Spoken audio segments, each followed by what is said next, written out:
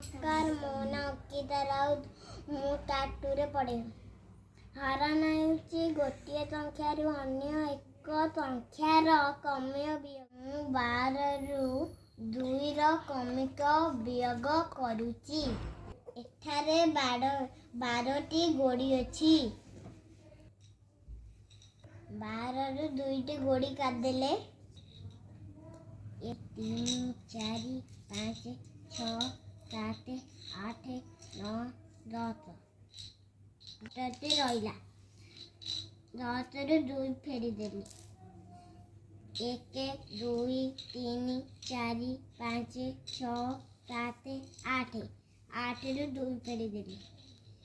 1 2 3 4 5 6 6ରୁ 2 ଫେରିଦେଲି। 1 2 3 4 4ରୁ 2 ଫେରିଦେଲି। 2 ରହିଲା। 2ରୁ 2 ଫେରିଲେ 0। 12ରୁ 2ର କମିକ ବିୟୋଗ 6 ଥର କଲେ 2 3 4 5 6।